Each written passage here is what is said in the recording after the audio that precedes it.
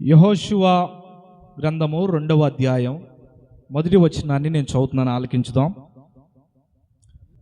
వేగులు వారైన 2 మనుష్యులను పిలిపించి, మీరు పోయి ఆ దేశమును ముఖ్యముగా యెరికోను చూడుడని వారితో చెప్పి, షిత్తీము నొద్ద నుండి వారిని రహస్యముగా పంపెను.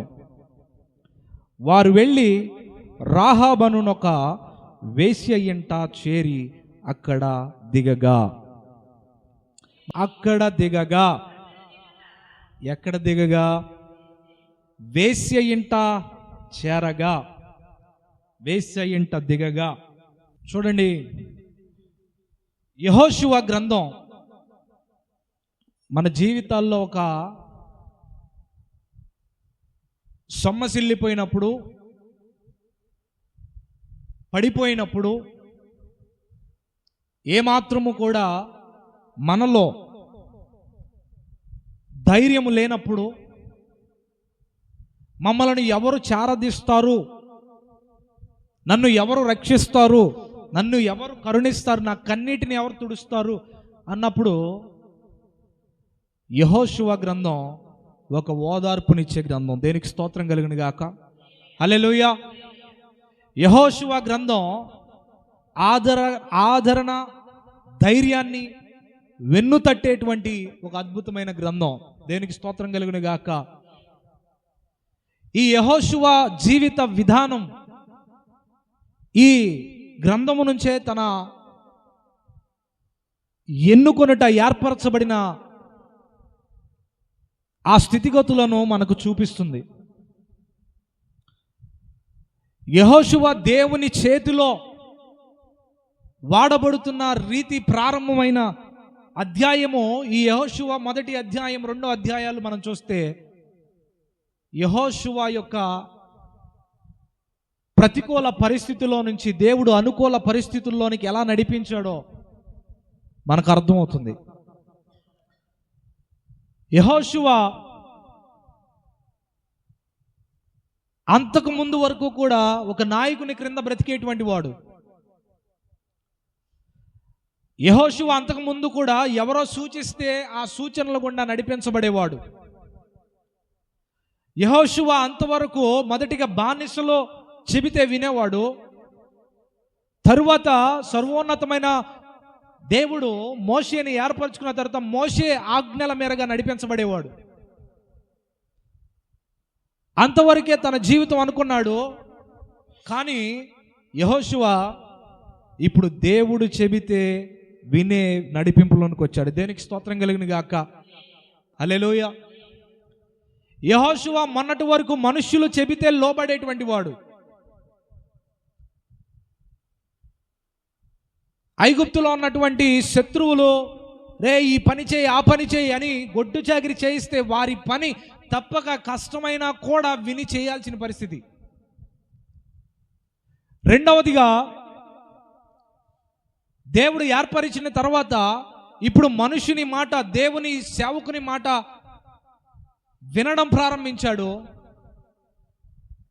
ఆ సేవకుడు కాస్త తీసివేయబడిన తర్వాత, అంటే మోషే గారు మృతి నొందిన తర్వాత ఇప్పుడు ఎవరి మాట నేను వినాలని బాధపడుతున్న సందర్భాల్లో యెహోషువకు దేవుడు ప్రత్యక్షమై, ఇప్పుడు ఎంతవరకు నీవు మనుషులు చెప్పినట్లుగా నడుచుకున్నావు, అయితే ఇప్పుడు సర్వోన్నతమైన దేవాతి దేవుడిని ఆయన నేను చెప్పినట్లుగా నీవు నడుచుకోవాలి. హల్లెలూయా, హల్లెలూయా.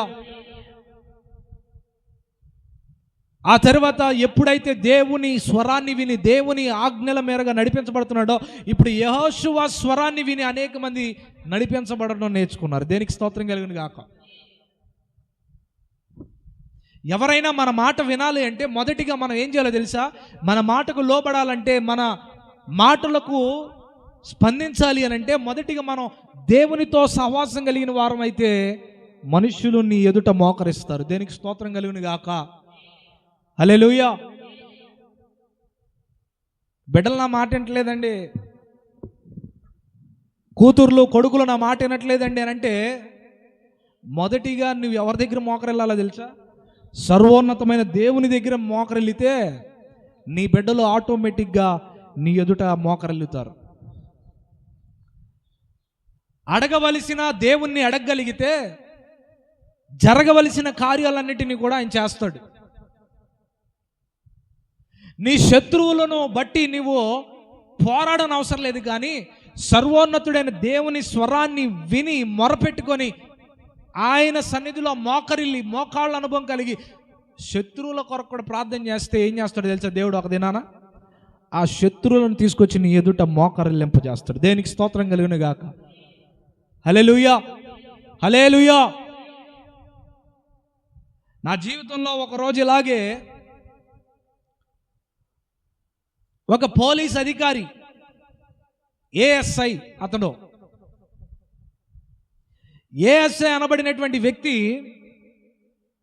అధికారాన్ని చూయించుకొని అకారణం చేత తనకు సంబంధం లేనటువంటి వాగ్వాదంలోనికి దిగి నా మీదకి ఏమయ్యాడంట, వ్యతిరేకం అయిపోయి పులిలాగా మీద పడినట్లుగా వచ్చి సేవకుడు అయిపోయాడు కాబట్టి నేను వదిలేశాను, లేదంటే ఉరేసేవాడిని అని అన్నాడు.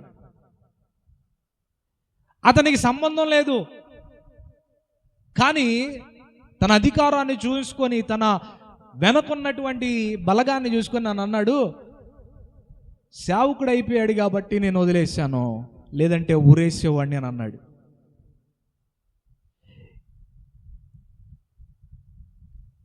అకారణం చేత అసలు నా ప్రమేయం లేనప్పటికీ కూడా ఆ మాట అన్నప్పుడు అనిపించింది, బాధేసింది, కోపం వచ్చింది. నా ఇన్వాల్వ్మెంట్ లేనప్పుడు నా యొద్దకు వచ్చి, కుటుంబానికి వచ్చి, ఇంటికి వచ్చి బెదిరిస్తున్నప్పుడు, మాట్లాడుతున్నప్పుడు తెలిసిన ఈ విషయాన్ని బట్టి ఎంతో రక్తం ఉడికిపోయింది. కానీ ఒక సేవకునిగా ఏమాత్రం కూడా మనుష్యులు స్పందించినట్లుగా స్పందించకూడదు. ఒక మాట అంటే 10 మాటలు అనడానికి దేవుని రక్తంలో కడగబడిన నీవు నేను సిద్ధపడకూడదు. నేను ఒకటే చేసి ఆ సమయంలో వెళ్ళి దేవుని సన్నిధిలో మొరపెట్టా, ఏంటి ప్రభువా, ఆ కారణం చేత ఇలా వచ్చి మాట్లాడుతున్నారు, నేను లేని సమయంలో ఇంటికి వచ్చి గొడవ చేస్తున్నారు, పనికి మాలిన వాళ్ళ మాటలని ఈని నా మీదకి తిరుగుబాటు చేస్తున్నారు ఏంటి అని చిన్న ప్రార్థన చేసుకున్నానండి. చిన్న ప్రార్థన చేసుకున్న తర్వాత ఆ ఏఎస్ఐ గారికి ఫోన్ చేశా, ఏమండి నేను లేని టైంలో ఇంటికి వచ్చి ఈ మాట అన్నారంట, నేను చేసిన తప్పేంటి అని అడిగినప్పుడు, ఏ వ్యక్తి అయితే ఆ భయంకరమైన దోషణ కలిగి మాట్లాడాడో ఏం జరిగిందో తెలీదు. నేను హలో ఏఎస్ఐ గారు అని అనగానే వెంటనే అన్నాడు, పాస్టర్ గారు నేను మిమ్మల్ని గౌరవిస్తున్నాను, మీరు నన్ను గౌరవించండి, మన ఇద్దరి మధ్య గౌరవప్రదమైన సంబంధాలు ఉండాలి, గౌరవప్రదమైనటువంటి మాటలు ఉండాలి అని ఒక్కసారిగా ఆశ్చర్యపోయేటట్టుగా ఆ ఏఎస్ఐ మాట్లాడడం నేను ఎంతగానో ఆశ్చర్యపోయాను. ఆయన అంటున్నాడు కదా, ఇదిగో ఆ వాగ్వేదానికి అక్కడ జరిగిన ఆ సంభాషణ ఏదైతే ఉందో ఇది నాకు సంబంధం లేనిది, నేనే అనవసరంగా మీ వద్దకు వచ్చాను, అనవసరంగా మిమ్మల్ని మాట అన్నాను, దయచేసి నన్ను క్షమించండి, సారీ అని చెప్పి ఒక పెద్ద ఆయన, అధికారం కలిగిన ఆయన, బాలుడైన చిన్నవాడినైనా నన్ను ఆయన ఏమన్నాడు తెలుసా, క్షమించండి అని అడిగాడు. దేనికి స్తోత్రం కలుగును గాక. హల్లెలూయా, హల్లెలూయా. ఎందుకు అడిగాడు అని అంటే, నేను వెళ్ళి వాగ్వేదం పెట్టుకోలేదు, గొడవ పెట్టుకోలేదు, నన్ను అంటారా అని నేను వెళ్ళిపోయి అది ఇది అని వీళ్ళని అడగలేదు, కానీ సర్వోన్నతమైన దేవుని సన్నిధిలో ప్రార్థించాను. నా దేవుడు ఎలా చెప్పాలో అలాగా జ్ఞానాన్ని కలిగించాడు శత్రువుకి కూడా. దేనికి స్తోత్రం కలిగిన గాక. హల్లెలూయా, హల్లెలూయా. నేను ఇప్పటికీ మర్చిపోలేను, నా జీవితంలో ఒక గొప్ప సాక్ష్యం, అనేక సాక్ష్యాల్లో ఇదొక అనుభవం. ఒక అధికారి తన చేతిలో పవర్ ఉన్నప్పటికీ కూడా, తన చేతిలో అధికారులు ఉన్నప్పటికీ కూడా, తనకు మంచి సంబంధాలు కలిగి ఉన్నప్పటికీ కూడా అతడు అంటున్నమాట, నన్ను క్షమించండి. ఈ యెహోషువ జీవితంలో కూడా జరిగింది అదే. యెహోషువ దేవుని జనులను, లక్షలాది మంది జనులను కానాను దేశానికి తీసుకువెళ్ళడానికి ఆయా ప్రాంతాల గుండా మోషేని నడిపించాడు. మోషే తర్వాత యెహోషువని నడిపించాడు. అయితే ఇప్పుడు ఈ యెహోషువ స్వాధీనపరచుకోవాల్సిన దేశం ఒకటి ఉంది, అదే కానాను. యెహోషువకి ఎక్కడికి వెళ్ళినా విజయం కలుగుతుంది అని అంటే ఆయన సర్వోన్నతమైన దేవుని ఎదుట, దేవుని యొద్ద ఆయన మోకరిల్లాడు గనుకే ఈరోజు రాజ్యాలన్నీ కూడా యెహోషువకి మోకరిల్లబడుతున్నాయి. దేనికి స్తోత్రం కలిగిన గాక. యెహోషువ జీవితం ఒక అద్భుతమైన జీవితం. యెహోషువ మొదటి అధ్యాయంలో ప్రభు అంటాడు కదా, నేను నీకు తోడై ఉంటాను, మోషేకి తోడైనట్లుగా నీకు తోడై ఉంటాను. మోషేని ఎర్ర సముద్రం దాటించినప్పుడు మోషేకి ఎలా తోడై ఉన్నానో, ఇక యోర్దాను నది దాటించేటప్పుడు కూడా నీకు తోడై ఉంటాను. ఎరికో గోడలు పగలగొట్టడానికి కూడా నీకు తోడై ఉంటాను. కానాను దేశంను స్వాధీనపరుచుకున్నట్టు కూడా నేను నీకు తోడై ఉంటాను. చెప్పాలంటే నీకు నేను తోడై ఉన్నట్టుగా జనులందరికీ నేను తెలియజేస్తాను. హల్లెలూయా. ఏంటంట, నీకు నేను తోడై ఉన్నట్లుగా జనులందరికీ తెలియజేసి ఒక సూచక క్రియ చేస్తాడంట. 3 అధ్యాయాలు అదే రాయబడి ఉంటుంది. జనులందరూ కూడా తెలుసుకున్నట్లుగా యెహోషువ నేను నీకు తోడై ఉన్నానని జనులందరూ తెలుసుకోవాలి. ఎందుకో తెలుసా?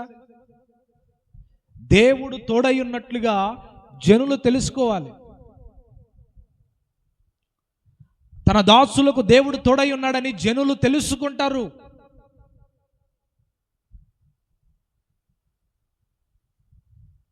ఆయన మనకు తోడుగా ఉన్నాడని జనులు తెలుసుకునే సందర్భాన్ని, సమయాన్ని నా దేవుడు మీ జీవితాల్లో దయచేయును గాక. హల్లెలూయా. ఒక రుజువును దేవుడు చూపించాలని ఆయన ఇష్టపడుతుండగా నిన్ను నీవు ఆయనకు అప్పగించుకుంటే యెహోషువ వలె జనులకు రుజువు చేస్తాడు ఒక దినాన. అమ్మో, ఈయనతో మనం పెట్టుకోకూడదు, ఎందుకంటే ఆయన పక్షాన దేవుడు ఉన్నాడని తెలుసుకుంటారు ఒకరోజు. అమ్మో, వీరితో గొడవలు పెట్టుకోకూడదు, ఎందుకంటే వారితో ఉంది ఎవరో కాదు, మనుషులు కాదు, సర్వోన్నతమైన దేవుడే తోడుగా ఉన్నాడు, వారి జోలు వెళ్ళకూడదు అని దేవుని బిడ్డలుగా ఒక ముద్ర వేస్తాడంతే దేవుడు. దేనికి స్తోత్రం కలిగిన గాక. ఎప్పుడు వేస్తాడు? యెహోషువ వలె లోబడినప్పుడు, ఆయనకు మనల్ని మనం సమర్పించుకున్నప్పుడు ఆయన మనకు తోడుగా ఉంటాడు. దేనికి స్తోత్రం కలిగిన గాక. ఇప్పుడు యెహోషువ మొదటి అధ్యాయంలో దేవుడు నియమ నిబంధనల ప్రకారంగా నీవు నడిపించబడాలని చెప్పినప్పుడు అలాగే ప్రభు అని నిబంధన పూర్వకంగా యెహోషువ నడిపించబడుతున్నాడు. 2వ అధ్యాయంకి వచ్చేసరికి ఏం జరుగుతుందో తెలుసా? కానాను దేశంలోకి అడుగు పెట్టాలి. కానాను దేశంలోకి అడుగు పెట్టాలి. కానాను దేశము అంటే దేవుడు ఇశ్రాయేలుకి వాగ్దానం చేసిన దేశం. మనకు చూడండి, చాలామందికి వాగ్దానాలు వస్తాయి. ఏమని వాగ్దానం? నిశ్చయముగా నీవు ఈ గృహములో అడుగుపెట్టుదువుగాక, నిశ్చయముగా నీవు నీ కుటుంబము కూడా ఈ ఓడలోనికి అడుగుపెట్టునుగాక, నిశ్చయముగా నీవు నీ కుటుంబము రక్షించబడునుగాక అనే వాగ్దానాలు జనవరి పండగకి మనం తీస్తాం కదా. ఆ వాగ్దానాలు తీసుకున్నప్పుడు చాలామంది సంతోషిస్తారు. కొంతమందికి ఏమో నూతన గృహం గురించి వాగ్దానాలు వస్తాయి. ఒక్కొక్కసారి సేవకుల నాట నుంచే ఇక నుంచి మీకు గృహాలు లేని వాళ్ళందరికీ సొంత గృహాలు కలుగునుగాక అని అంటాం. అన్నప్పుడు ఏం చేస్తారు? అందరూ లేని వాళ్ళందరూ ఆమేన్ ఆమేన్ ఆమేన్ అంటారు. వివాహం కలగని వాళ్ళందరికీ వివాహాలు జరుగును కాకంటే ఆమేన్ ఆమేన్ అంటారు. లేకపోతే వాహనం లేని వాళ్ళకి దేవుడు ఈసారి ఇక మీకు వాహనం ఇచ్చును గాక, వచ్చే సంవత్సరాల కల్లా ఒక నూతన వాహనం మీకు ఉండును గాక అనగానే ఆ వాహనం మీద ఆశ కలిగిన వాళ్ళందరికీ ఏమనిపించింది? ఆమేన్ ఆమేన్ ఆమేన్ అంటారు ఆశతో. ఎందుకు? అవి వారికి దక్కాలి అని, వారు పొందుకోవాలని. ఈ ఇశ్రాయేలులకు కూడా ఒక వాగ్దానం ఏంటో తెలుసా? పాలు తేనెలు ప్రవహించు దేశం అనగా ఒక శ్రేష్టమైన స్వాతంత్ర్యముతో నింపబడిన ఒక దేశం ఉంది. ఆ దేశానికి శత్రువుల చేతిలో బందీలుగా ఉన్న వీరికి ఒక వాగ్దానం ఇచ్చాడు దేవుడు. ఏంటో తెలుసా? మీరు కానానులో ప్రవేశిస్తారు. ఐగుప్తులో ఏముందంటే బానిస సంఖ్యలు ఉన్నాయి. ఐగుప్తులో ఏముందంటే బానిసత్వం ఉంది. కానానులో ఏముందంటే స్వాతంత్ర్యం ఉంది. కానానులో ఏముందంటే సుఖం ఉంది, సంతోషం ఉంది, నెమ్మది ఉంది, పాడి పంట పశుపక్షాదులు ఉన్నాయి, పాలు తేనెలు ప్రవహించే దేశంగా ఉంది. వారి వాగ్దానం కొరకు కనిపెట్టుకొని ముందుకు అడుగులు వేస్తూ ఉన్నారు. ఇక ఆ వాగ్దానం సమీపంగా మార్చబడింది. అన్ని దేశాల గుండా వారు నడిపించబడుతున్నారు. మారా అరణ్యంలో నుంచి నడిపించబడ్డారు, ఎడారుల్లో నడిపించబడ్డారు, అనేక ప్రాంతాలు కూడా నడిపించబడి ఇక కానానుకు సమీపించబడి ఉన్నారు. సమీపంగా ఉన్నప్పుడు ఆ కానాను దేశంలో ఉన్నటువంటి యెరికో అనే పట్టణము వారికి సమీపంగా ఉంది. చేరిపోయారు, దగ్గరికి వచ్చేశారు. కానాను దేశంలోకి అడుగు పెట్టబోయే మునుపు ప్రాముఖ్యంగా యెరికోను వారు స్వాధీనం చేసుకోవాలి. కానాను దేశమునకు కేంద్రముగా ఉన్నది ఏంటంటే యెరికో. ఈ యెరికో ప్రాంతాన్ని స్వాధీనపరుచుకుంటే కానీ వారు కానానులో అడుగు పెట్టలేరు. అందుకనే యెహోషువ ఏం చేస్తాడంటే, ఇదిగో ఆత్మ సంబంధులైనటువంటి ఇద్దరు రండి అని అనగానే యెహోషువ ఎంపిక చేశాడు. శూరులైన వారిని, యోధులైనటువంటి వారిని, బలాఢ్యులను ఎన్నుకొని, ఇదిగో మనం చేరాలనుకున్న కానాను దేశానికి వెళ్ళాలనుకుంటున్నాం కదా, మనందరం అక్కడ అడుగు పెట్టాలనుకుంటున్నాం కదా, అయితే వారి శక్తి సామర్థ్యాలను ఒక అంచనా వేసుకొని రండి. ఆ కనానీయులో బహు పాపిష్టులు, ఆ కనానీయులో బహు భయంకరమైనటువంటి రీతిలో బ్రతుకుతున్నవారు, ఆ కనానీయులో వారి దగ్గర ఉన్న శక్తి సామర్థ్య ఆయుధ బలగం అనేకమైన బలగాలు వారికి కలిగి ఉన్నారు. కనుక వారి ఆయుధ బలం ఎంత కనుక్కొని రాపో, వారి దగ్గర ఎన్ని రథాలు ఉన్నాయి, వారి శక్తి కండబలం ఎంత, వారి సైనికులు ఎంత, ఒక అంచనా వేసుకొని రండని ఏం చేశారో ఈ యెహోషువ ఇద్దరు వ్యక్తుల్ని ఎంపిక చేసి వారిని పంపించాడు. వారిని ఏమంటారు తెలుసా? స్పైయర్స్ అంటారు. వారిని చెప్పాలి అని అంటే రహస్యంగా పంపబడినటువంటి అధికారులు. స్పైయర్స్ అంటే రహస్యంగా పంపబడిన వారు.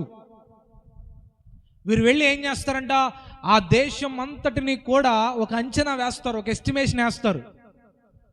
ఇదిగో మెయిన్ ద్వారం ఇటు ఉంది, అదిగో సైన్య సమూహం ఎక్కువగా ఆ ప్రాంగణంలో నివసిస్తున్నారు, మనం మొదటిగా యుద్ధం చేయాలంటే మొదటిగా ఇక్కడి నుంచి యుద్ధం ప్రారంభించాలి అని ఒక అంచనా అన్నమాట.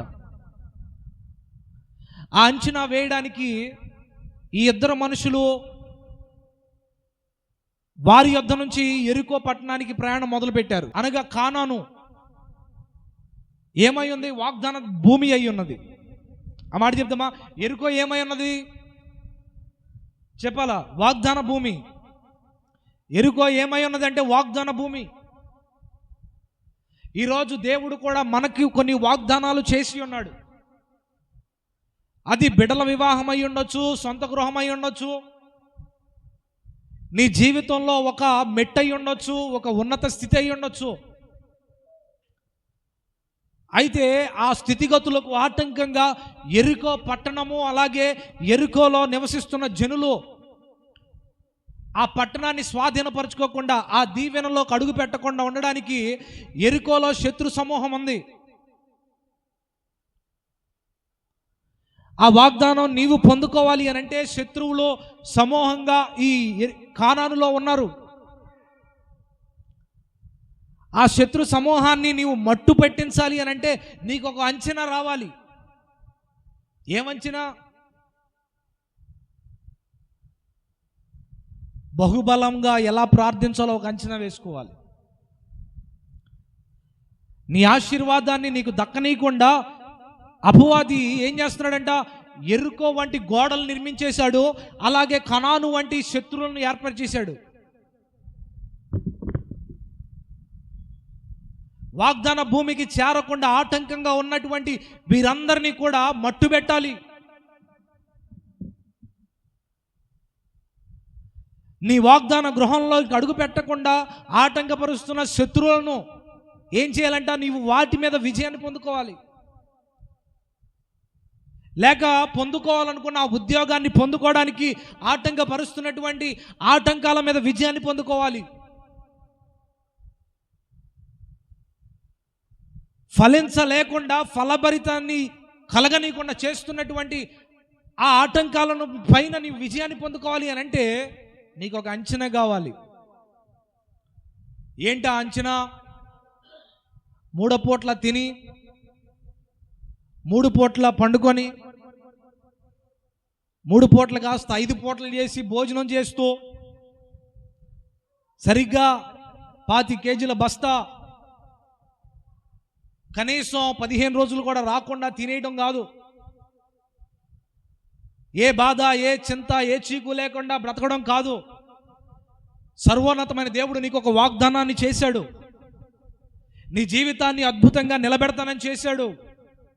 అనేకులకు గొప్ప సాక్షిగా నిన్ను నిలబెడతానని చేశాడు. ఆయన ఆత్మతో నిన్ను నింపి బలంగా వాడుకుంటానని చేశాడు. నీ బిడ్డలను, గర్భఫలాలను దీవిస్తానని వాగ్దానం చేశాడు. నీ పంటను అభివృద్ధి పరుస్తానని వాగ్దానం చేశాడు. నిన్ను, నీ కుటుంబాన్ని రక్షిస్తానని, లేవనెత్తుతానని, నీ బంధువులందరికన్నా హెచ్చిస్తానని ఆయన వాగ్దానం చేశాడు. లేవా వాగ్దానాలు? లేవా? ఎంతమంది తీసుకున్నారు జనవరి పండగకి వాగ్దానాలు? అందరూ తీసుకున్నారు. ఏ రోజైనా వాగ్దానం ప్రభు నా జీవితంలో నెరవేర్చు అని ప్రార్థన చేశారా? జనవరి పండగకు మాత్రమే వాగ్దానం వస్తే ఆ క్షణాన కొంతమంది ప్రార్థన కూడా చేయరు. ఈ వాగ్దానం నా జీవితంలో నెరవేర్చునుగాక అని అంటారు. అయిపోయింది. ఎప్పుడైనా ఆ వాగ్దానం ఎక్కడ పడేసావో వెతుక్కున్నావా? మీరు చెప్పండి. జనవరి పండగ రోజు తెచ్చిన వాగ్దానం ఎక్కడ ఉంది? ఇప్పుడు అట్టపెట్లో ఉందండి, తడికి మీద ఉందండి, అటక మీద ఉందండి, గిన్నెల కింద ఉందండి, దిండ్ల కింద ఉందండి అనుకుంటాం. వాగ్దానం నిజంగా నెరవేర్చబడాలని ఆశ లేదు.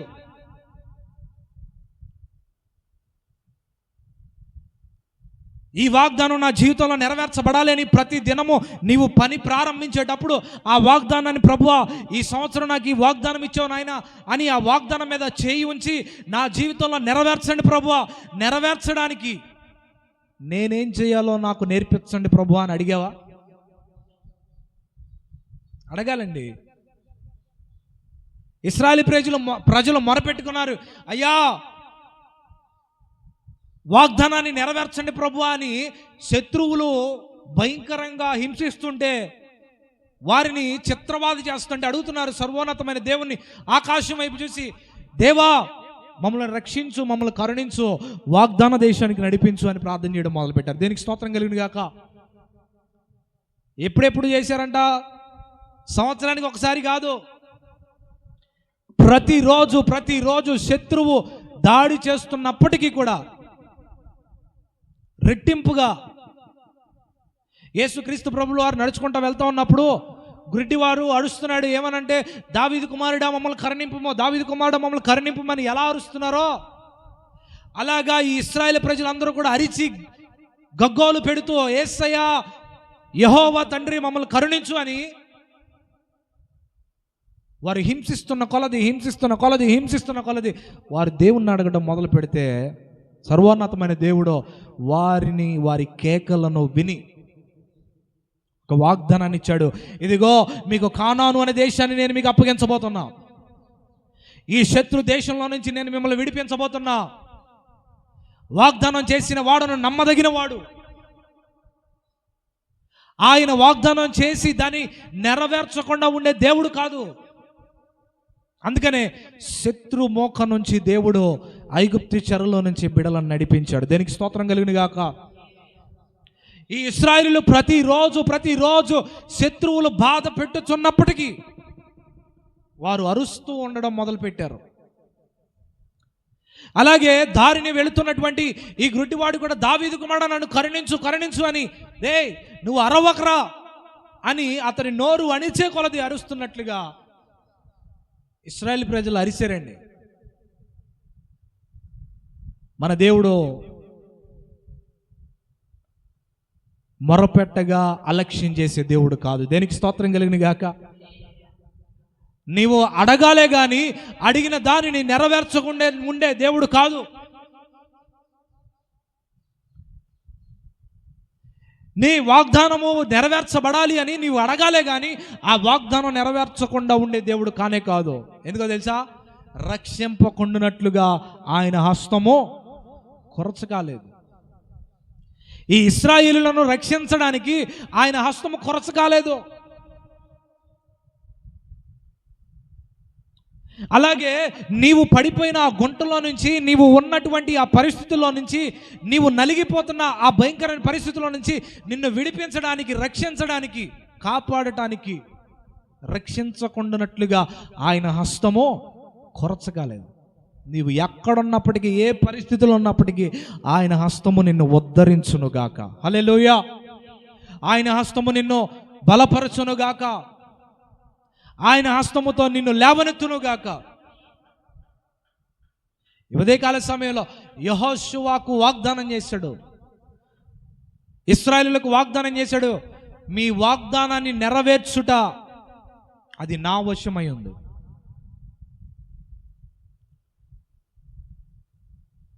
మీరు బాగా గుర్తుపెట్టుకోనండి. నిజంగా ఈ జనవరి పండగకి మీరు ఏ ఏ వాగ్దానాలు తీసుకున్నారో, ఏ ఏ ప్రామిస్ కార్డులు మీరు తీసుకున్నారో అవన్నీ ఎక్కడున్నాయో ఈ ఉదయకాల సమయం వెతకండి.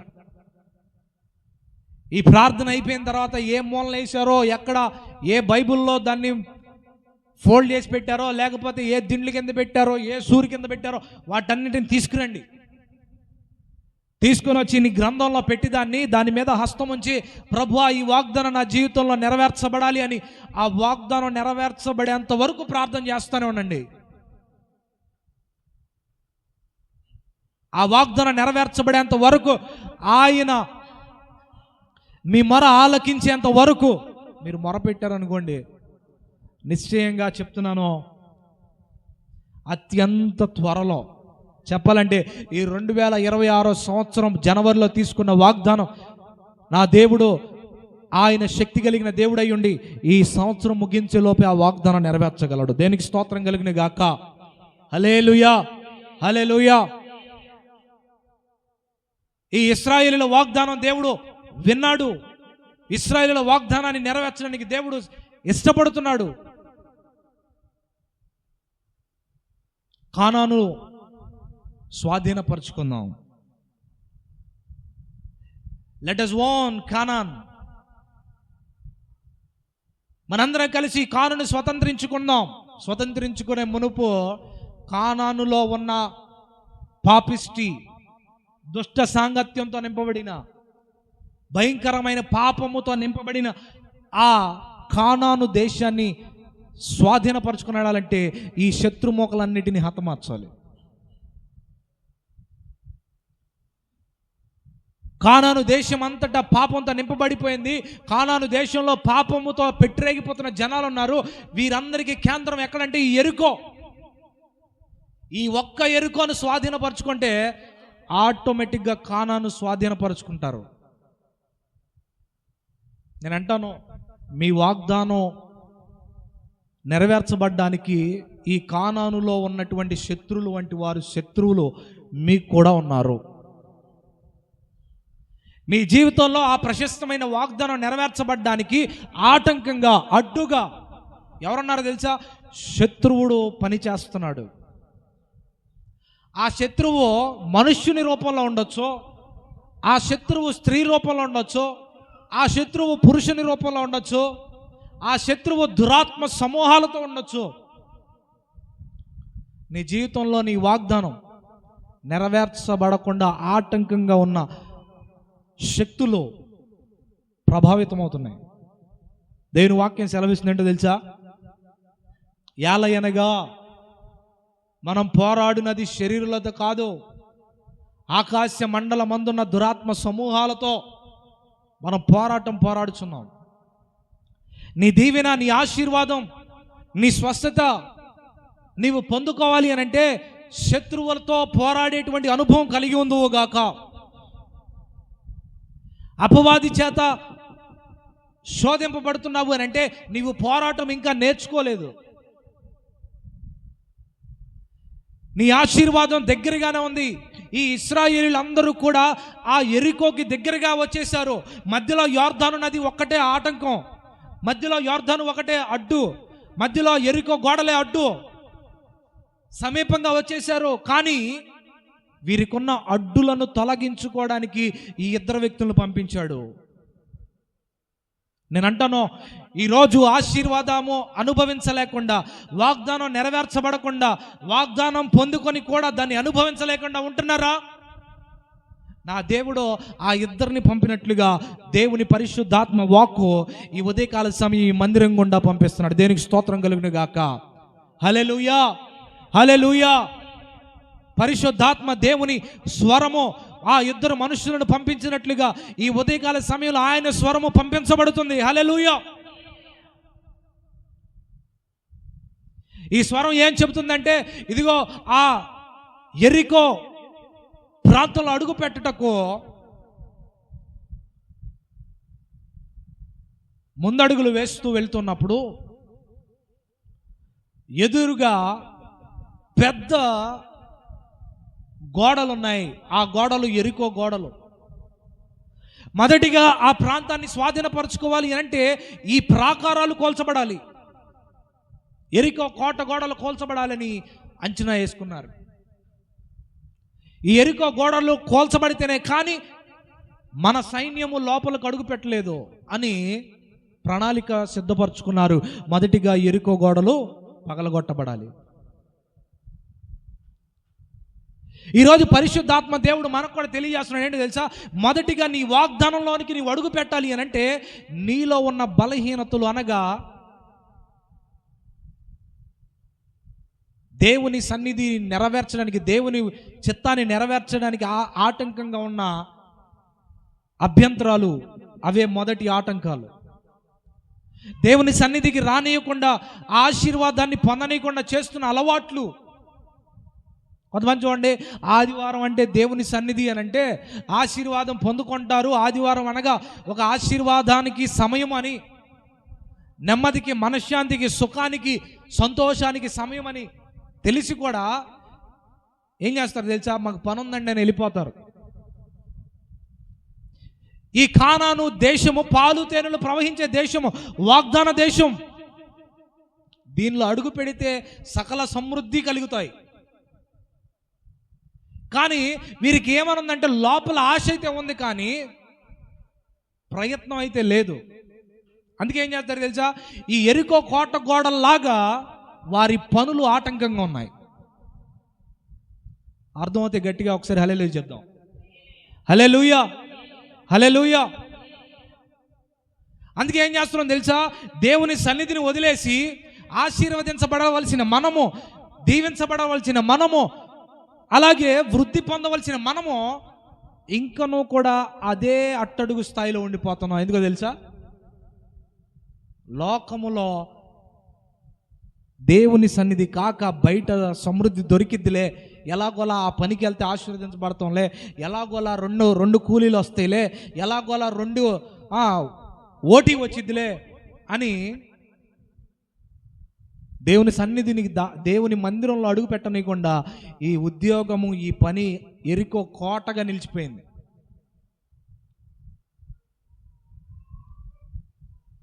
అందుకనే వీళ్ళు ఒక అంచనా వేసుకున్నారు. ఈ మనము కానాన్లో అడుగు పెట్టాలంటే మొదటిగా ఆటంకంగా ఉన్న ఈ యెరికో కోట గోడలు కోల్చబడాలి అని ఒక అంచనా వేసుకున్నారు.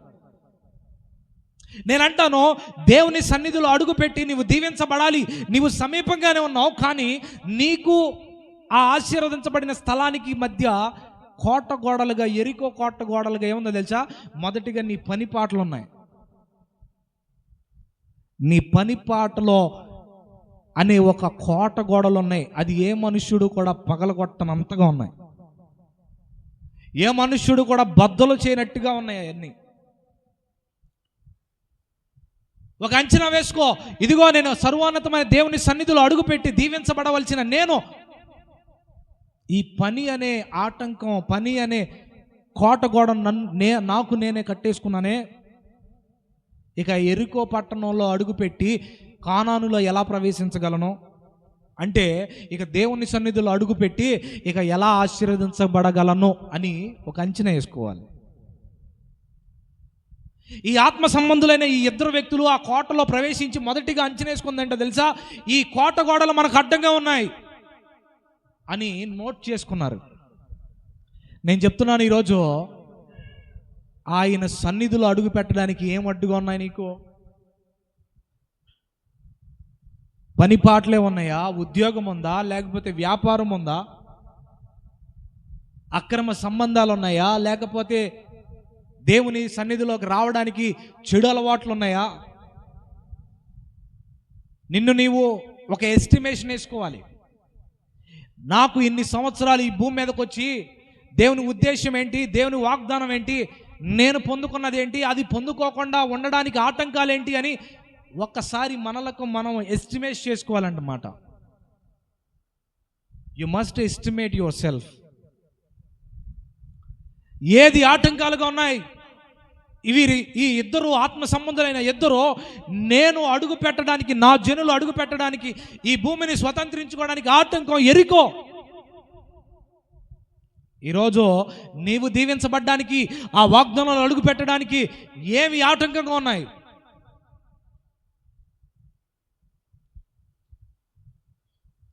కొంతమంది చెప్తారండి, ఏమండి ప్రార్థనకు వద్దామంటే ఇదిగోండి ఇప్పుడే వచ్చారండి మా పెద్దమ్మ, మా పెదనాన్న, మా తాతయ్య, మా అమ్మమ్మ, మా చిన్నాన్న, ప్రార్థన గట్టి రెడీ అయ్యాం, ఇదిగో ఇట్లా వచ్చేసారు.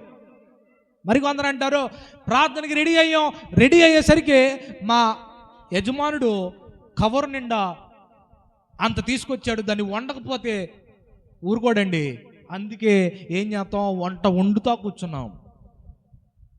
యెరికో గోడలు కట్టుకుంటున్నారు. అరే ప్రతిరోజు మోకరిల్లే అనుభవం కలిగిన నీవు ఇదిగో టైం చాలట్లేదండి, పిల్లలతో ఇబ్బంది అయిపోతుందండి. ఎక్కడండి ఉదయం వెళ్ళి సాయంత్రం పని చేసుకుని వస్తున్నాం, ఇక దేవుని సన్నిధిలో మోకరించే సమయం ఎక్కడుంది? ఆ వాగ్దానం కోసం ప్రార్థించే సమయం ఎక్కడుంది? యెరికో గోడను కట్టేసుకుంటున్నావు.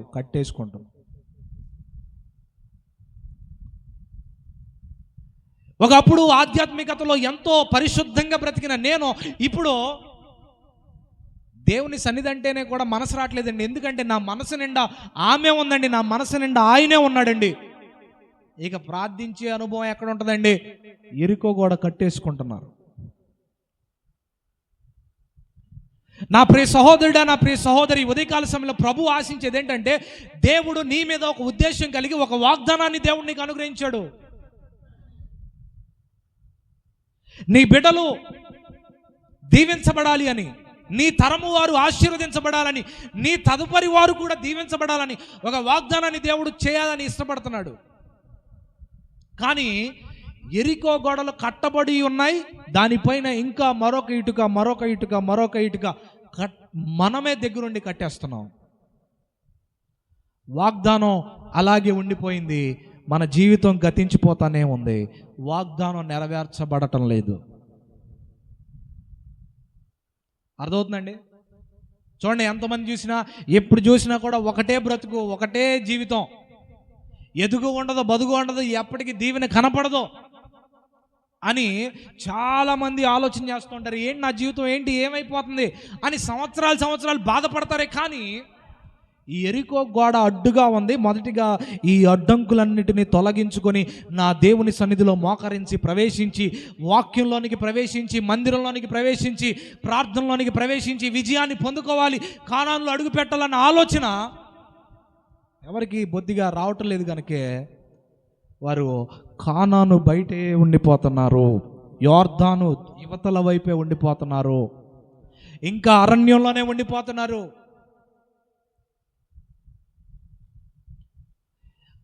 అసలే అపవాది యెరికో గోడలు వంటి ఆటంకాలు కట్టేశాడు. మనము దగ్గరుండి ఇంకా ఒక్కొక్క ఇటుగా పేర్చుకుంటూ ఇంకా అడ్డంకును బలోపేతం చేస్తున్నాం. అందుకే దీవెన కానరాని ఎండమావిగా మారిపోయింది. ఆశీర్వాదం కానరాని ఎండమావిగా మారిపోయింది. దీవెన కానరాని ఎండమావిగా మారిపోయింది. ఆటంకాలు ఆటంకాలు ఆటంకాలు, అపవాది పెట్టే ఆటంకాలు కన్నా నీవే పెట్టుకున్న ఆటంకాలు అనేకం. నా ప్రియ సహోదరుడా, ఈ ఉదయకాల సమయంలో ప్రభు అంటున్నాడు కదా, నీ వాగ్దానం నెరవేర్చబడాలి అంటే నీవు ఒక అంచనా వేసుకోవాలి. ఏంటో తెలుసా? నీ బ్రతుకులో ఏది ఆటంకంగా ఉంది?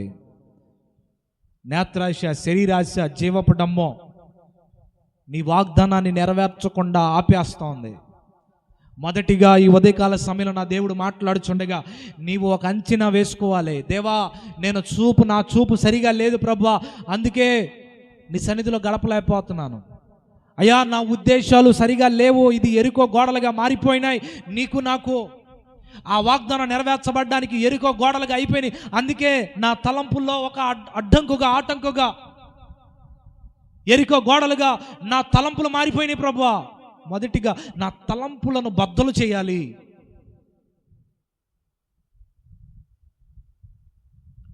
అయా, టీవీలు, సినిమాలు అంటూ నా జీవితాన్ని నీ సన్నిధిలో అడుగు పెట్టనీయకుండా, ప్రార్థించకుండా, ఆ వాగ్దానం కొరకు కనిపెట్టకుండా చేస్తున్న ఈ ఆటంకాలు ఉన్నాయి ప్రభువా. టీవీ సీరియల్ అనే ఆటంకాలు, మొదటిగా ఈ ఆటంకాలను తొలగిస్తేనే కానీ నేను ఎరుకోలో అడుగు పెట్టలేను, వాగ్దాన భూములు అడుగు పెట్టలేను అని ఒక తీర్మానం, ఒక ఎస్టిమేషన్ నీలో కలగాలి.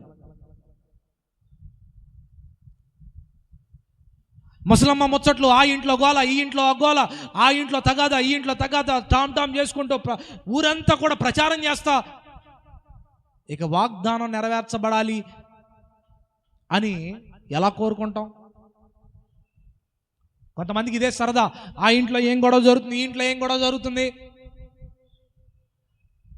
ఆ ఇంట్లో ఆ పురుషుడు, ఈ ఇంట్లో ఈ స్త్రీ ఏ పనికి మాలిన పనులు చేస్తున్నారు. ఇక ధ్యాసంతా ఊసంతా అదే అయిపోతుంది. ఇక వాగ్దానం నెరవేర్చబడేది ఎప్పుడు? నా దేవుడు ఆకాశమందు ఆసీనుడై ఉండి నీవు ఈ పనికి మాలిన జీవితంలో బ్రతకూడదని ఒక వాగ్దానాన్ని నీకు అనుగ్రహించి ఆ వాగ్దానం గుండా నేను నడిపించాలని దేవుడు ఇష్టపడుతూ అంటే ఈ ఎరుకో వంటి గోడలను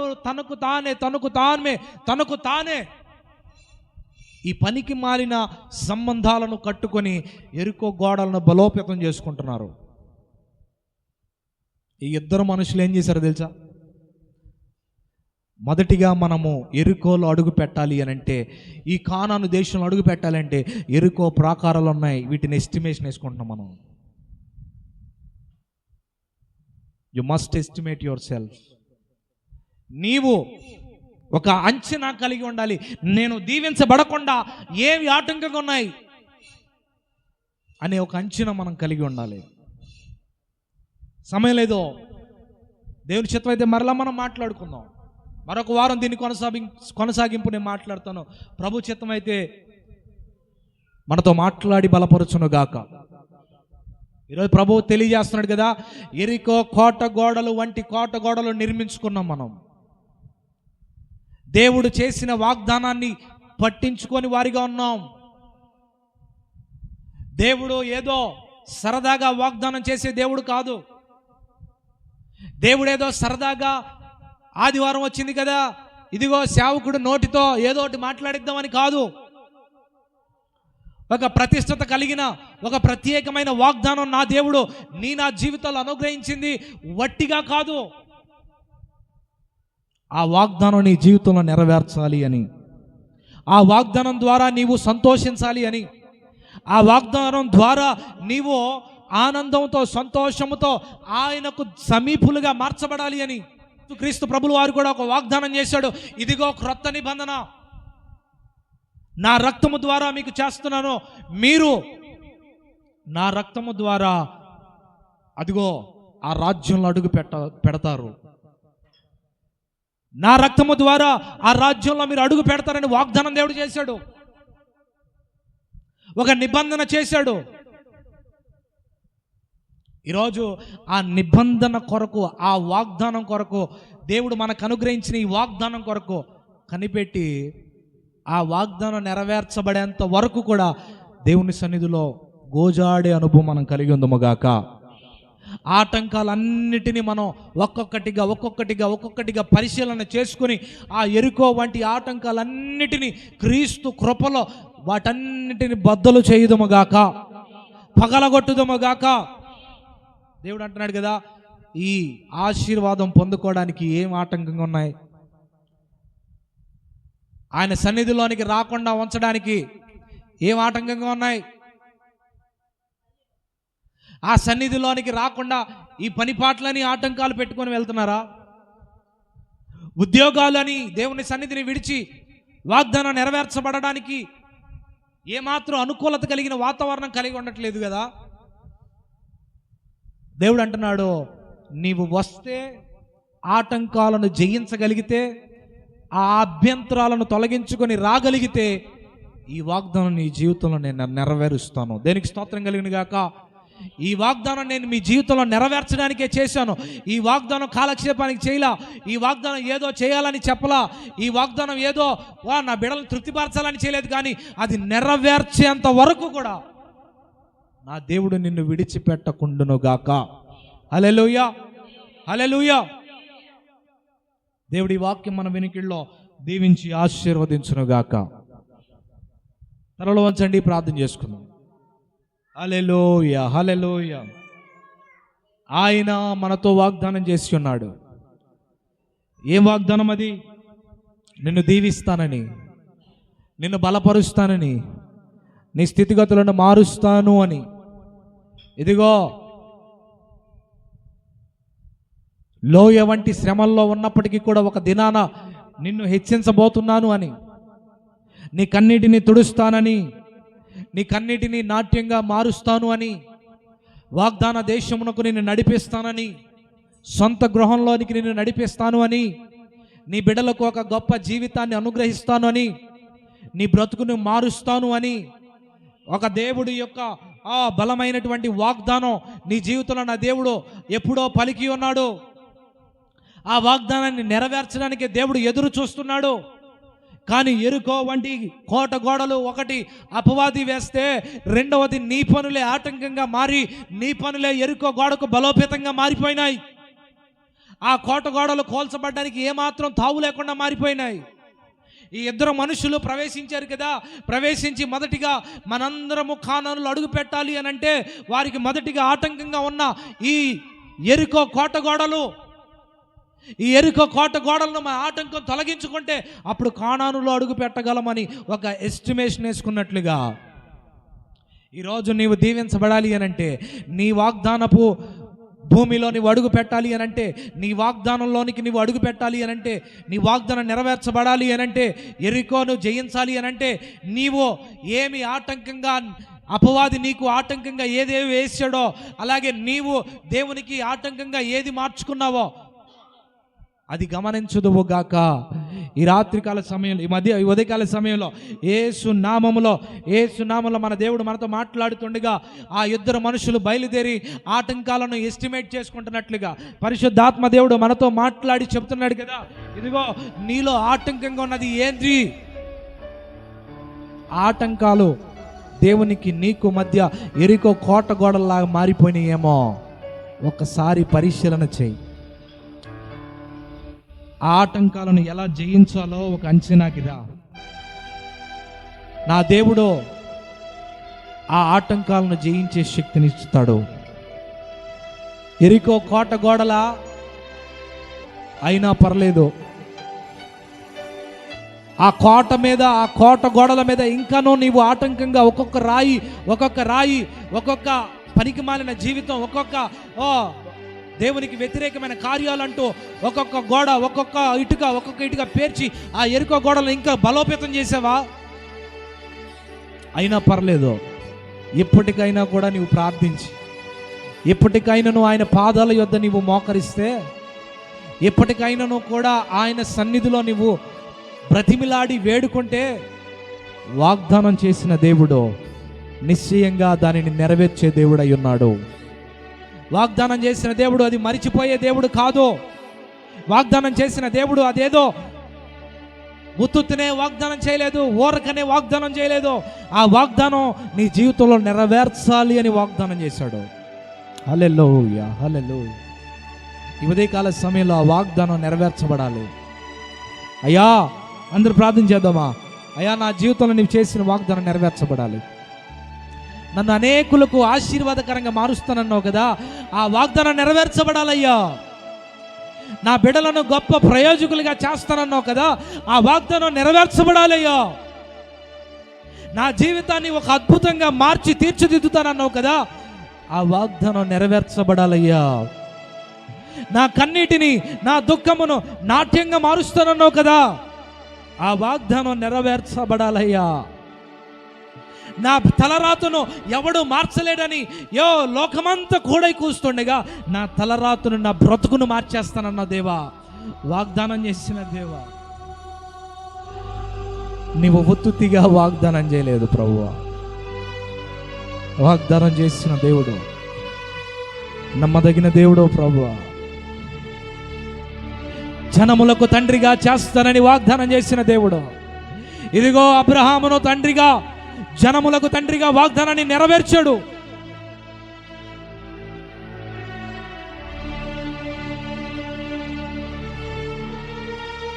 అబ్రహాము దేవుడు, ఇస్సాకు దేవుడు, యాకోబు దేవుడు అయిన దేవుడు వారి వాగ్దానాలను దేవుడు నెరవేర్చినట్లుగా, ఇశ్రాయేలుల వాగ్దానమును దేవుడు నెరవేర్చి కానానులో ప్రవేశింపజేయనట్లుగా, ఈరోజు నా దేవుడు నీతో మాట్లాడిన వాగ్దానం ఒకటి ఉంది కదా, దేవుని సేవకుని ద్వారా మాట్లాడిన వాగ్దానం ఒకటి ఉంది కదా. ఇదిగో వాక్యం ద్వారా మాట్లాడిన వాగ్దానం ఒకటి ఉంది. ఇదిగో ఎన్నో సంవత్సరాల క్రితం మాట్లాడిన వాగ్దానం ఉంది. నా ప్రియ సహోదరుడే, నా ప్రియ సహోదరి, ఆ వాగ్దానం ఎక్కడుందో దాన్ని వెతుకో. ఈ ప్రార్థన అయిపోయిన అనంతరమే ఆ వాగ్దానం ఎక్కడుందో వెతుకు. ఆ వాగ్దానాన్ని చేత పట్టుకో.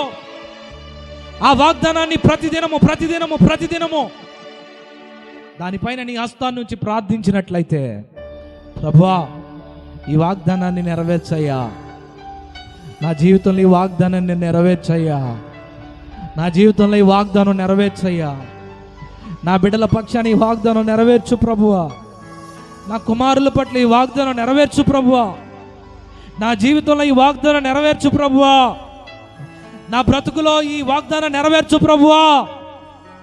ఈ వాగ్దానంలో ప్రవేశించే కృప దయచేయండి అయ్యా, ఆ వాగ్దానంలో అడుగు పెట్టే కృప దయచేయండి ప్రభువా అని మొరపెడితే ఎరికో వంటి కోట గోడలను కూడా కోల్చగలిగిన దేవుడు, ఆటంకంగా, ఈ వాగ్దానానికి ఆటంకంగా ఉన్న ప్రతి ఆటంకాలను కోల్చగలిగిన దేవుడు, కానాను వంటి ఆశీర్వాదాలు అడుగు పెట్టడానికి ఆటంకంగా ఉన్న శత్రు మోకలను హతమార్చగలిగిన దేవుడు, ఈ మధ్యాహ్న సమయం ఉందో నా దేవుడు నీకు కూడా తోడయ్యుండి వాగ్దానంలో నిన్ను ప్రవేశింపచేయునుగాక, ఆ వాగ్దాన నెరవేర్పులోనికి ప్రవేశింపచేయునుగాక, ఆ వాగ్దానం నీవు తృప్తిగా పొందుదువుగాక, ఆ వాగ్దానం నీవు అనుభవించదువుగాక.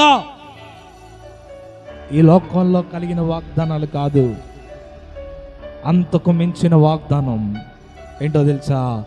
సర్వోన్నతమైన దేవుని రక్తమును చిందించి నీవు నాతో కూడా నిత్య రాజ్యంలో అడుగు పెట్టుదువుగాక అని దొంగతో పలికిన వాగ్దానం మనందరి జీవితాల్లో నెరవేర్చబడును గాక.